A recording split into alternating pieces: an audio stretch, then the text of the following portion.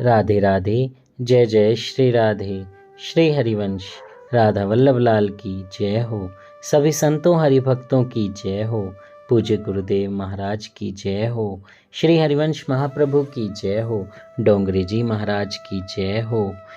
श्रीमद् भागवत की जय हो। भगवान श्री कृष्ण की जय हो। जय श्री राधे। बहुत बहुत स्वागत है आपका हमारे चैनल में, जहाँ पे हम श्रीमद् भागवत की कथा का श्रवण कर रहे हैं। और कल हमने पढ़ा था कि कैसे कपिल भगवान का जन्म हुआ, यानी कर्दम और देवहूति जी का विवाह हुआ, उनकी 9 पुत्रियां हुईं और अब कपिल भगवान जी का जन्म होने वाला है। क्योंकि भागवत में लिखा है कि अगर 9 कन्याओं का जन्म होता है तो उसके बाद कपिल भगवान जन्म लेते हैं। जय श्री राधे। तो आइए आज कपिल भगवान के जन्म की कथा का श्रवण करेंगे, लेकिन उससे पहले हम श्लोक का श्रवण कर लेते हैं, जो श्लोक हम डेली भगवान श्री कृष्ण को अर्पित करते हैं, ताकि वो हमारी वाणी को शुद्ध करें भागवत को पढ़ने से पहले। जय श्री राधे। सच्चिदानंद रूपाय विश्वोत्पत्त्यादि हेतवे तापत्रे विनाशाय श्री कृष्णाय वयं नुमः। जय श्री राधे। उन सच्चिदानंद भगवान श्री कृष्ण को हम सब वंदन करते हैं। जय हो। कहते हैं भागवत का जब श्रवण करें तो सबसे पहले भगवान श्री कृष्ण को आपको नमन करना चाहिए, वंदन करना चाहिए, उनसे आग्रह करना चाहिए, उनसे अनुमति लेनी चाहिए कि हम इस पवित्र ग्रंथ का श्रवण करने जा रहे हैं। आप हमारी वाणी को शुद्ध कीजिए, क्योंकि हमारी वाणी, हम माया में रहते हैं, कलयुगी जीव हैं, दिमाग में या वाणी पर कुछ ना कुछ गलत हो ही जाता है, आता ही रहता है। लेकिन अगर हम भगवान श्री कृष्ण से निवेदन करेंगे तो वो हमारी वाणी शुद्ध करेंगे और हम कथा का श्रवण भी कर पाएंगे, कथा को सुना भी पाएंगे और भगवान हमारी कथा श्रवण को स्वीकार भी करेंगे। तो बोलिए जय जय श्री राधे। श्री हरिवंश। कपिल भगवान का जन्म। श्री कपिल भगवान का जन्म हुआ। कर्दम और देवहूति की तपश्चर्या और आतुरता से भगवान उनके यहाँ पुत्र रूप में आए। योगी जन योग से ब्रह्म के दर्शन कर सकते हैं, किंतु संसारी लोग शुद्ध भक्ति से भगवान को पुत्र रूप में प्राप्त कर सकते हैं और भगवान का लालन पालन कर सकते हैं। कपिल भगवान के जन्म लेने पर देवहूति जी ने कर्दम ऋषि से कहा, अब गृहस्थाश्रम का त्याग कर सकते हैं। कर्दम ऋषि कहते हैं, मुझे 9 कन्याओं की चिंता सता रही है। एक युगल था, प्रभु पर पति की दृढ़ श्रद्धा नहीं थी। पत्नी ने श्याम वस्त्र पहने। पति ने कारण पूछा तो उसने कहा, तुम्हारी दृष्टि में भगवान नहीं है, अतः मैंने काले कपड़े धारण किए हैं। महाभारत में कथा है, भीष्म ने प्रतिज्ञा की कि कल मैं अर्जुन का वध करूंगा। भीष्माचार्य की प्रतिज्ञा व्यर्थ नहीं हो सकती। पांडव सेना में हाहाकार मच गया। अर्जुन तो नित्य नियम अनुसार भगवान का चिंतन करके सो गए। श्री कृष्ण को चिंता होने लगी कि मेरे अर्जुन का क्या होगा। वे अर्जुन से मिलने आए। अर्जुन तो सोए हुए थे। श्री कृष्ण ने उन्हें जगाकर पूछा, तुम सो कैसे रहे हो, तुम्हें नींद कैसे आ रही है। तो अर्जुन ने कहा, जब मेरे लिए आप स्वयं जागरण कर रहे हैं तो मुझे क्या चिंता हो सकती है। मैंने अपना कर्तव्य निभा लिया, अब आपको अपना कार्य निभाना है। मनुष्य का कर्तव्य है अनन्य शरणागति। वह सदा यही सोचे कि मेरे मरने से श्री कृष्ण की ही अपकीर्ति होगी। जय हो, जय हो। बहुत ही सुंदर बात है। देखिए, हम जो कर्म करते हैं, हम यही सोचते रहते हैं कि आज हमने 10 घंटे काम किया, ओहो हमें 500 रुपये की दिहाड़ी मिलेगी, उसके बाद मज़ा आएगा। लेकिन ऐसा मत सोचिए, ये खरीदेंगे, वो खाएंगे पिएंगे। आप ऐसा सोचिए, मैंने आज श्री कृष्ण के लिए सेवा की, एक घर बनाया, वो श्री कृष्ण के लिए बनाया। बदले में श्री कृष्ण जो भी दें मैं उसमें खुश हूँ। कुछ लोग लालची हो जाते हैं, 10 घंटे की जगह 15 घंटे काम करते हैं, सोचते हैं डबल मिल जाएगा, पैसे आ जाएंगे तो खूब शराब पीऊँगा, जुआ खेलूँगा, मज़े करूँगा। लेकिन ऐसा करने वाले आलसी लोगों के साथ भगवान श्री कृष्ण किसी मुसीबत में खड़े नहीं होते। एक बहुत ही प्यारी कथा है जो मुझे याद आ रही है, लेकिन अभी उसको सुनाने का टाइम नहीं है, मैं कल सुनाऊंगा। बहुत ही दिव्य कथा है। उस कथा में भगवान जिस इंसान की मृत्यु होने वाली होती है उसको एक सुई चुभो देते हैं और बचा लेते हैं, और जिस इंसान की सुई से सिर्फ सुई चुभने वाली थी उस इंसान का एक्सीडेंट हो जाता है और वो मर जाता है।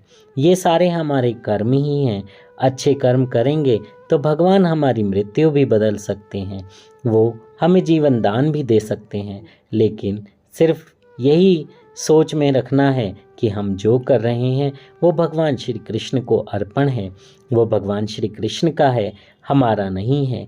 हमने जो काम किया वो उनको अर्पित हो गया, हमें जो मिला वो भी उनका ही है, सिर्फ उन्होंने हमें दिया, हमने अपना जीवन यापन किया और उन्हीं को समर्पित कर दिया। फिर आपके ऐसे भाग एक दिन खुलेंगे कि भगवान श्री कृष्ण स्वयं आपके सामने खड़े होंगे। जय हो। तो कर्दम ऋषि कहते हैं, मुझे 9 कन्याओं की चिंता है। तो ब्रह्मा ने कहा, तुम क्यों चिंता करते हो, तुम्हारे घर तो स्वयं भगवान पधारे हैं, तुम चिंता करने के बदले प्रभु का चिंतन करो। जय हो। बहुत सारे लोगों को यही लगा रहता है कि कैसे पैसा आएगा, कैसे ये परेशानी दूर हो जाएगी, किसी से उधार ले लूं, कुछ कर लूं। अरे मानव, क्यों चिंता करता है, क्यों चिंता में अपने आप को दुर्बल करता है। खाओ पियो मस्त भजन करो, लेकिन वो भजन ऐसा हो सिर्फ भगवान के लिए हो। मन में ऐसा नहीं हो कि भगवान मैं भजन कर रहा हूँ, मुझे 2 लाख रुपए दिलवा देना। तो भगवान तुम्हें 2 जूते भी नहीं दिलवाएंगे, बल्कि 2 जूते पड़वा जरूर देंगे। इस बात को याद रखना। इसी तरीके से अपना जीवन यापन करना, सुख से जियोगे, बहुत आनंद में रहोगे, किसी चीज़ की कभी कोई कमी नहीं होगी, इसकी गारंटी मैं लेता हूँ। लेकिन आपको नियमित रूप से नाम जप करना है, प्रभु श्रवण करना है, उनकी कथाओं का श्रवण करना है और बस उनसे कहना है, प्रभु मैं आपका हूँ, आप देख लीजिए। जय हो। वल्लभाचार्य जी ने कहा है कि चिंता कदापि ना कार्य। सेवा स्मरण करते हुए जो वैष्णव तन्मय होते हैं उनकी चिंता ठाकुर जी करते हैं। ब्रह्मा 9 ऋषियों को अपने साथ लाए थे। सभी ऋषियों को एक एक कन्या दे डाली। अत्रि को अनुसुया, वशिष्ठ को अरुंधति आदि। कर्दम ऋषि ने सोचा अब अपने सिर से भार उतर गया। वे कपिल के पास आए और कहने लगे, मुझे संन्यास लेना है। काम्यानाम कर्मणाम न्यासम संन्यासम कवयो विदुहु। केवल ईश्वर के लिए जो जिए वही सन्यासी है। कपिल भगवान ने कहा कि आपकी इच्छा योग्य ही है। संन्यास लेने के बाद आप किसी की भी चिंता ना करें और किसी भी प्रकार की चिंता ना करें। आप अपना जीवन ईश्वर को अर्पित कर दें। मुक्ति 2 प्रकार की होती हैं, कैवल्य मुक्ति और भागवती मुक्ति। कैवल्य मुक्ति में इसमें जीव ईश्वर में लीन होता है और दोनों एक बन जाते हैं, और भागवती मुक्ति इसमें भी ईश्वर से जीव प्रेम से एक तो होता है, किंतु थोड़ा सा द्वैत रखकर नित्य लीला और नित्य सेवा में मग्न रहता है। कर्दम ऋषि ने संन्यास ग्रहण कर लिया। परमात्मा के लिए सभी संसार सुखों का त्याग ही संन्यास है। त्याग के बिना संन्यास उजागर नहीं होता। कई लोग निवृत्त होने के बाद भी दूसरी नौकरी की तलाश करते हैं। आजकल आपने देखा होगा, सरकारी नौकरी से निवृत्त होने के बाद भी लोग दूसरी नौकरी पर लग जाते हैं। सरकार से भी पेंशन आ रही है और इधर भी पैसा चाहिए। इस पैसे और माया की मारामारी में सारे लोग दुखी हैं। सरकार ने जब ये कह दिया कि तुम नौकरी करने के योग्य नहीं हो, फिर दूसरी नौकरी क्यों ढूंढते हो? अब तो भगवान का भजन करने के दिन आए हैं। संन्यास की विधि देखने से भी वैराग्य होता है।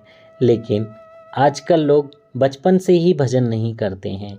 सबको लगता है कि पैसा पहले है, फिर परिवार है, मैं पहले पढ़ लूँ, फिर नौकरी कर लूँ या बिजनेस कर लूँ, फिर बीवी आ जाए, फिर बच्चे हो जाएं, ये सब हो जाए तो बच्चों को सेटल कर लूँ। इसी में ही दिन निकल जाते हैं और भजन नहीं होते। इसलिए हम ये बात कहते हैं कि बचपन से ही आपके बच्चे हैं या आप अभी छोटे हैं तो भजन शुरू कर दीजिए। धीरे धीरे शुरू करेंगे तब जाकर बुढ़ापे तक आपका एक नियम बन पाएगा। नियम बनाना भक्ति का बहुत कठिन है। इसलिए हमारा एक बाल गुरुकुल भी है जिसमें हम अभी से बच्चों को यानी 5 साल से 10 साल के बच्चों को और 11 साल से 15 साल के बच्चों को हम अपनी सनातन संस्कृति, भगवान श्री कृष्ण की लीलाएं, इन सब के बारे में बताते हैं। कैसे उनको भक्ति में आगे बढ़ना है, माता पिता का सम्मान, टीचरों का सम्मान, बड़े से छोटों का सम्मान, सब तरीके की बातें उन्हें सिखाते हैं। कुछ बातें ऐसी होती हैं जो माँ बाप नहीं सिखा पाते हैं, इसलिए हम वो अपने बाल गुरुकुल में सिखाते हैं। और अगर आप भी अपने बच्चों को इसके साथ जोड़ना चाहते हैं तो आप कमेंट बॉक्स में हमें अपना नंबर छोड़ दें, हम आपको कांटेक्ट करेंगे। जय श्री राधे। आइए आगे की कथा श्रवण करते हैं।